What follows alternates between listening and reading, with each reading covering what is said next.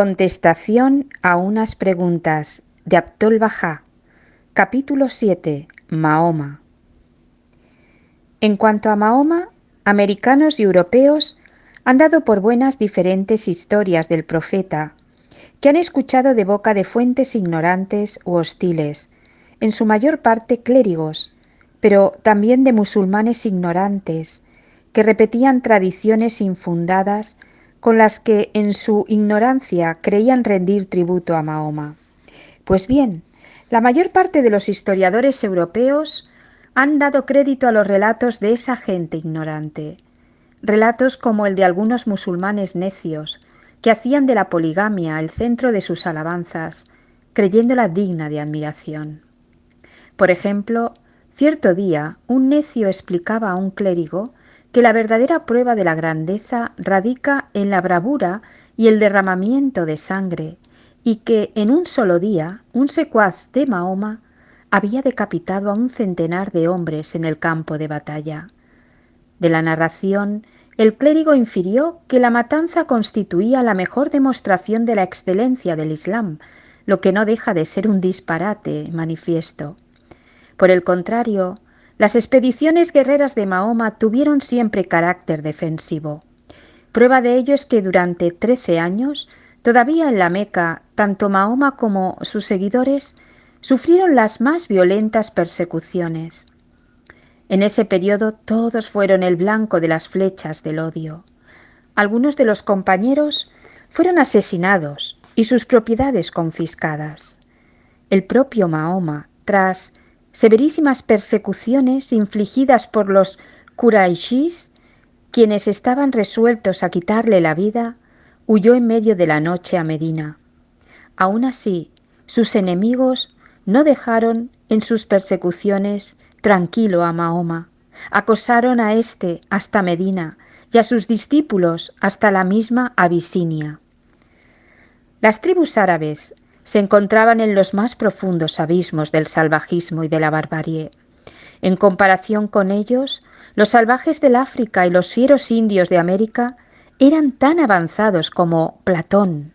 Los salvajes de América no enterraban vivos a sus niños como los árabes lo hacían con sus hijas, jactándose además de ello como si se tratara de un acto honroso. Muchos hombres amenazaban a sus mujeres espetándoles: «Si das a luz a una mujer, te mataré». Aún en la actualidad, los árabes consideran algo terrible el tener hijas. Por añadidura, estaba permitido que un hombre tuviera 1 millar de mujeres. De hecho, la mayoría tenía más de 10 esposas en sus casas. Cuando se iba de guerra, la tribu que salía victoriosa tomaba a las mujeres y niños de la tribu vencida en calidad de esclavos. Cuando fallecía un hombre que tenía 10 esposas, los hijos se abalanzaban sobre las madres de los demás. Si uno de ellos echaba su manto sobre la cabeza de la mujer de su padre, pronunciando la frase «Esta mujer es mi legítima propiedad», de inmediato la desventurada se convertía en una prisionera y esclava a la que podía tratar como se le antojara, lo que incluía maldecirla, encerrarla en un pozo, azotarla, matarla o torturarla hasta obligarla a recibir la muerte como una liberación. Según los usos y costumbres árabes, él era su amo y señor. Es evidente que en un ambiente así debían de darse cita la malignidad, los odios, los celos y la enemistad entre esposas e hijos de un mismo hogar. No es preciso explayarse más sobre este particular. Medita, pues, sobre las condiciones de vida de estas mujeres oprimidas. El pillaje constituía la norma de vida de las tribus árabes. La guerra, la matanza, el saqueo y la devastación de las propiedades, el secuestro de mujeres y niños, que luego eran vendidos como esclavos, las mantenía ocupadas permanentemente. Cuán a menudo sucedía que las hijas e hijos de un príncipe, que habían transcurrido sus días rodeados de comodidades y lujos, se encontraban al caer de la noche reducidos a la vergüenza, la pobreza y el cautiverio. La víspera eran príncipes y al día siguiente prisioneros. La víspera eran grandes damas, al día siguiente esclavas. Mahoma recibió la revelación divina en medio de esas tribus. Su ida ocurrió tras soportar 13 años de persecución. Aún así, las gentes no dieron tregua a la persecución, unidos como estaban por un mismo propósito de exterminarlo a él y a todos sus seguidores. Fue bajo circunstancias semejantes como Mahoma se vio obligado a recurrir a las armas. Esa es la verdad. No somos fanáticos, ni deseamos defenderle, sino que somos justos y decimos lo que es justo. Sé imparcial. Si Cristo mismo se hubiese encontrado en tales circunstancias, entre semejantes tribus tiránicas y bárbaras, si durante 13 años hubiese soportado pacientemente junto con sus discípulos todas esas pruebas, viéndose finalmente obligado a huir de su tierra natal, si a pesar de ello esas tribus forajidas hubiesen continuado persiguiéndole, matando a los hombres, capturando a sus mujeres e hijos, ¿cuál hubiera sido el proceder de Cristo frente a ellos? De haberse visto hostigado solo él, les habría perdonado, pero de haber visto la resolución con que unos crueles y sanguinarios asesinos estaban dispuestos a matar, saquear y deshonrar a los oprimidos, y a tomar cautivos a sus mujeres y niños, a buen seguro habría protegido a éstos y presentado resistencia contra los tiranos. ¿Qué objeción entonces cabe planteársele a la conducta de Mahoma? ¿Cabe objetar que Mahoma, con sus seguidores, mujeres y niños, no se sometiesen a unas tribus salvajes? Atajar la sed de sangre de éstas representaba la mayor bondad, contenerlas y moderarlas, un verdadero acto de clemencia. Es como si un hombre rompiese la copa de veneno que su amigo se disponía a beber, logrando así salvarle la vida. En circunstancias similares, es indudable que Cristo, con poder conquistador, habría salvado a los hombres, mujeres y niños de esos sanguinarios lobos. Mahoma nunca hizo la guerra a los cristianos. Antes bien les trató con bondad y les dio absoluta libertad.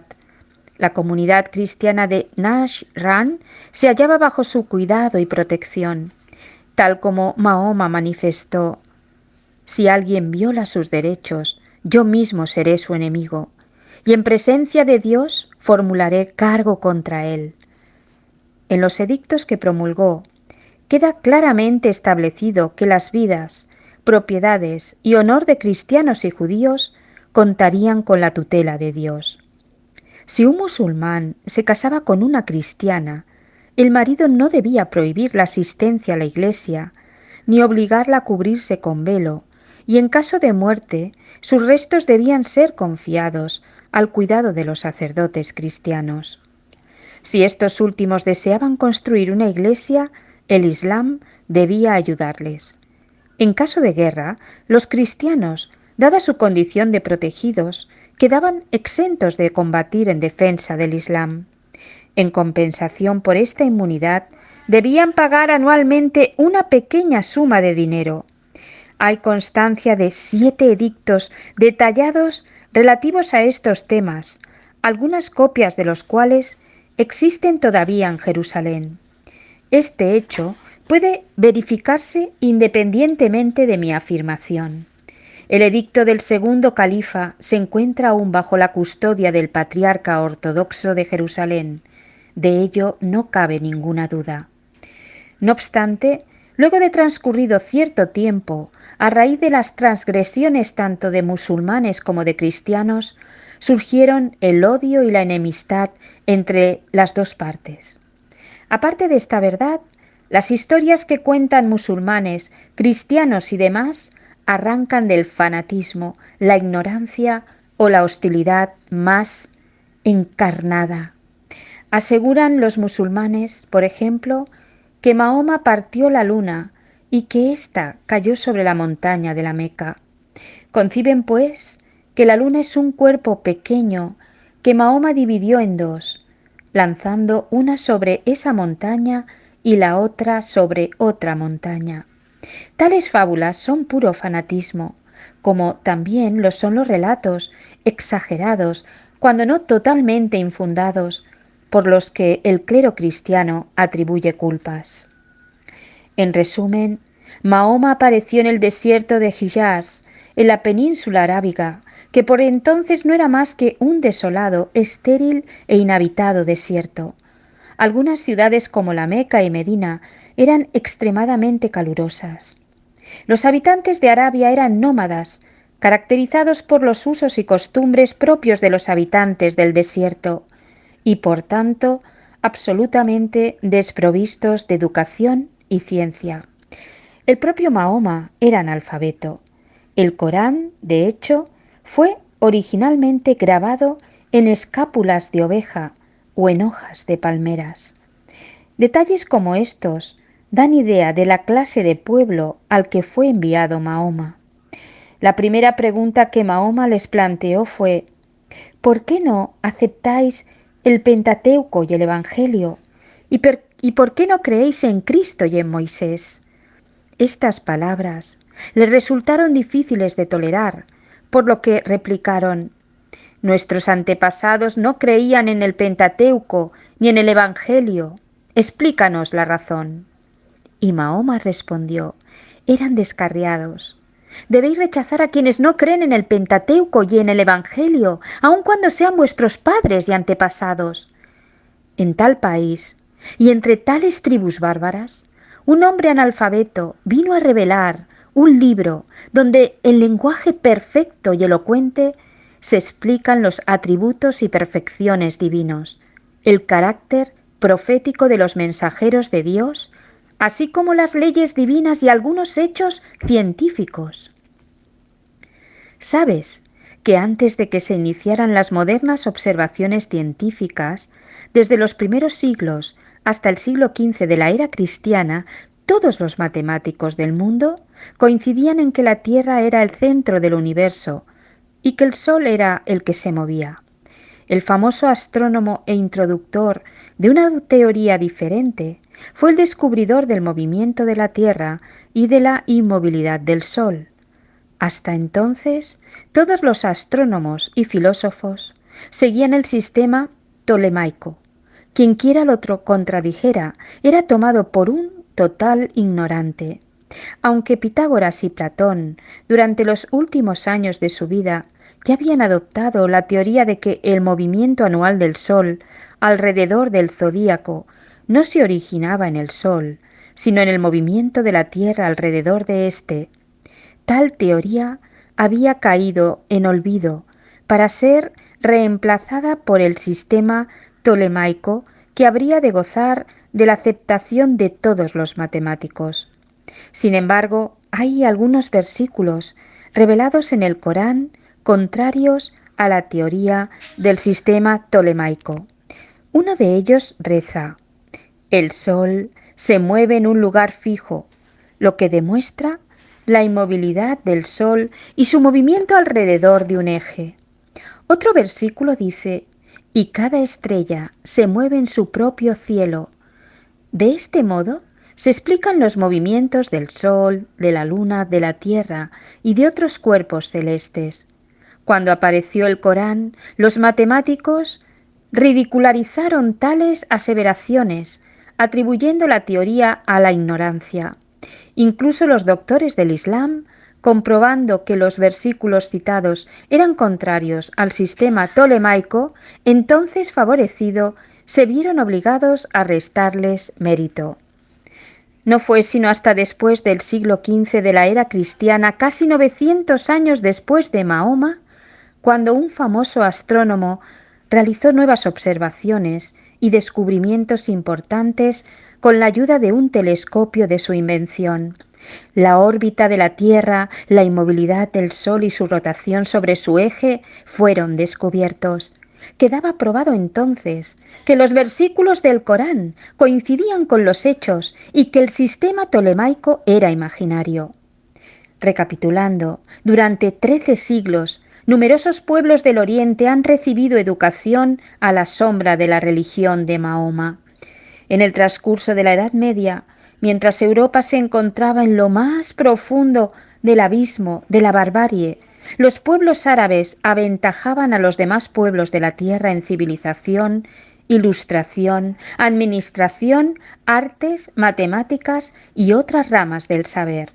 El iluminador y educador de estas tribus árabes y el fundador de la civilización y las perfecciones humanas en el seno de esas diferentes razas fue un hombre analfabeto, Mahoma. ¿Fue o no fue este ilustre hombre un educador?